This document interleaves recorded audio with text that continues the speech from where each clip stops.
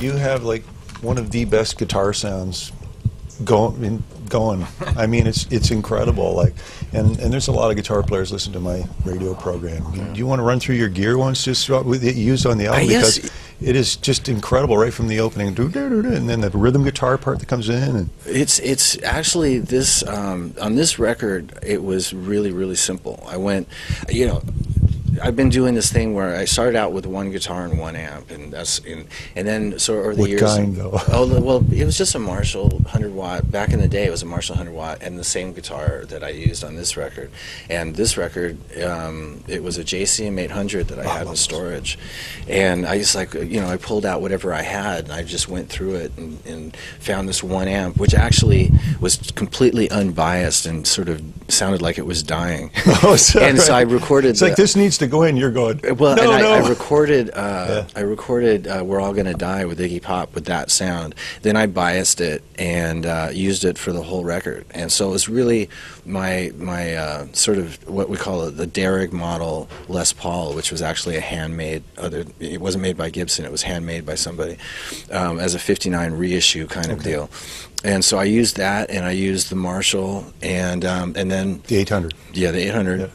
And that was for the cabs? whole record. Just a Marshall 412 straight with 30-watt Celestions in it. Right, yeah. You know, real simple setup. Yeah. And then because I was playing both guitar parts, you know, my guitar part and then the rhythm guitar part for what would be the other guitar player. Yeah. Because I'm attached to that double guitar sound. Yeah. I would take the Marshall and I would augment it with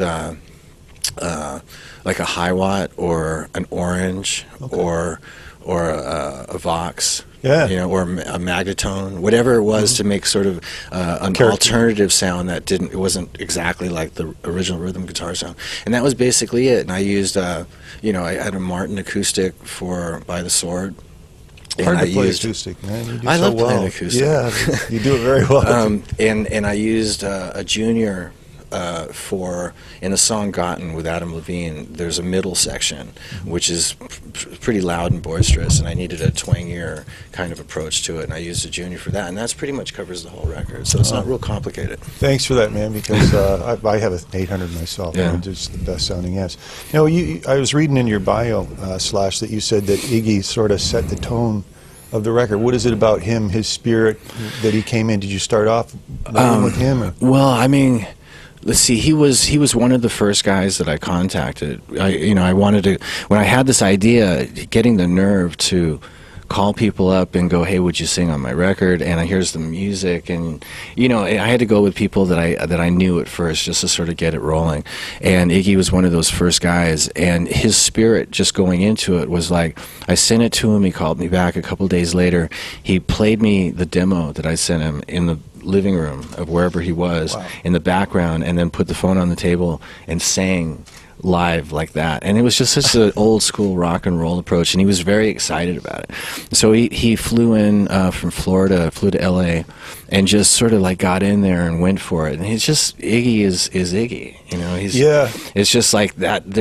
You know, he is the guy that embodies so much of the rock and roll spirit that inspired me and countless other people to sort of do it our own way and say "F you" to the establishment, and you know, just have at it, and you know, that sort of original kind of punk rock attitude, you know, and loud and sort of in your face and no holds barred, and I live for that. And so he came in and he laid his thing down, and it was very sort of quick and simple and very inspired, and that really did set the tone for everybody else after that. Not that they'd seen him do it, but it just seemed to be the way that it went from for that you. point. Yeah, it sort of set up the whole. Okay, this is going to work. Yeah. I was surprised to see that song. It's at the end of the record. Yeah, yeah. Usually CDs are burning out by then, but this thing's just like going. Well, like we this. tried to keep. You know, you learn from other people's records, and you say, well, this is what I don't want it to be. I don't want it to die out at the end. I don't want to put the slowest track or the ballad at the very end of it, so that's the last thing that you hear. So I thought, you know, the coolest thing about the Iggy Pop song was lyrically, it's sort of a metaphor for, it basically, no, it's not even a metaphor. It says, we're all going to die, let's get high, that kind of thing. And it basically says, everybody just chill out. We're all going to die, so relax, and that's sort of the sentiment. And I thought that was a great way to end the record.